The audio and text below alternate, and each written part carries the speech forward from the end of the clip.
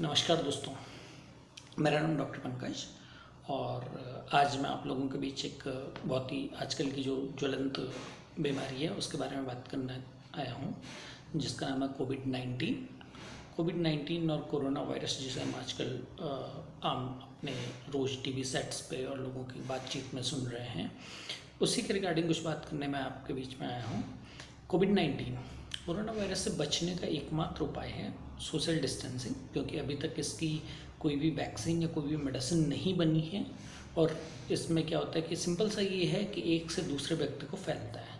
तो आप जितना एक आदमी से दूसरे आदमी के बीच में 1 मीटर की दूरी, और जो लोग आपसे मिलने आ रहे हैं, जो लोगों से आप मिल रहे हो, उनके बीच में अगर आप गैप रखोगे तो आपको इससे कोविड-19 से बचे रहोगे। अन्यथा क्या होता है कि जब हम एक दूसरे के संपर्क में आएंगे, क्योंकि ये जो आपका ड्रॉपलेट है, जो आपके मुंह के अंदर गीले कण होते हैं, उनकी वजह से वो दूसरे को जा सकता है अगर किसी आदमी को ये बीमारी है तो। इसके कॉमन से लक्षण होते हैं कि खांसी होगी, बुखार होगा, जुकाम होगा और ड्राई कफ होगा मेनली। लेकिन अब परेशानी ये है कि कई लोगों को एसिम्टोमेटिक और कैरियर जो होते हैं, एसिम्टोमेटिक पेशेंट वो होते हैं जिनके इसके लक्षण नहीं दिखाई देते हैं, लेकिन वो लोग इस रोग से संक्रमित होते हैं।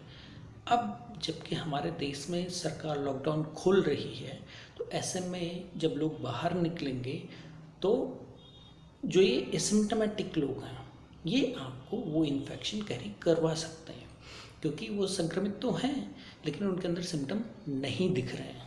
तो लॉकडाउन खुलने के बाद अब हमारा जो है, it's not time to be celebrate but it's time to be more conscious about this disease. इस बीमारी से हमें और कॉन्शियस होके डील करनी पड़ेगी। जब भी हम घरों से बाहर निकलें तो अपने चेहरे पे मास्क और हाथों पे बार बार सैनिटाइज़र का प्रयोग करें। किसी भी पब्लिक मीटिंग में जाते हैं या पब्लिक गैदरिंग में तो जाइए मत, पब्लिक मीटिंग में भी मत जाइए। जब भी आप मार्केट प्लेस में जा रहे हैं तो चेहरे पे मास्क और हाथों को सैनिटाइज करें। किसी भी गैदरिंग से परहेज करें, किसी भी 4 लोगों से ज़्यादा कहीं पे भी ना रहें, और जब आप किसी से मिलें तो कम से कम 1 मीटर की दूरी आप बनाए रखें। इसमें अभी तक कोई मेडिसिन नहीं बनी है, लेकिन भारत सरकार के आयुष मंत्रालय से एक प्रिवेंटिव मेडिसिन के तौर पे जो इम्यूनिटी को बूस्ट करती है, तो उसको एक प्रिवेंटिव मेडिसिन के तौर पे हम यूज़ कर सकते हैं। जो होम्योपैथिक मेडिसिन जो आयुष मंत्रालय के होम्योपैथिक डिपार्टमेंट की है, दैट इज़ आर्सेनिक एल्फ 30। ये मेडिसिन इसमें प्रिवेंटिव का काम कर सकती है, बट ये इलाज नहीं है, it's just a preventive thing. और कोरोना के लिए दवाई बनाने में भी पूरी दुनिया जुटी हुई है, तो इसलिए जब तक इसका कोई वैक्सीन नहीं आ जाता, जब तक इसकी कोई पुष्ट मेडिसिन नहीं आ जाती है, तब तक सरकार ने लॉकडाउन करा है जो उसको बर्बाद ना होने दें और सरकार की मदद करें।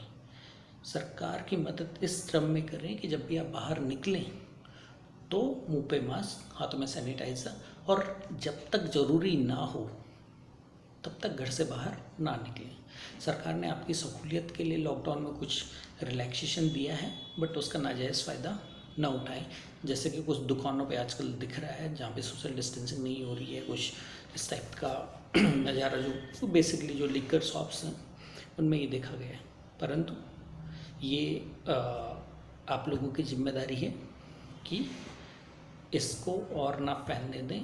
जितना आप बचाव करेंगे उतना ही आप इसको जो है प्रिवेंट कर पाओगे, अपने आप को बचाओगे, अपने घर वालों को बचाओगे, अपने बच्चों को, अपने माता पिता को बचा पाओगे। Thank you so much.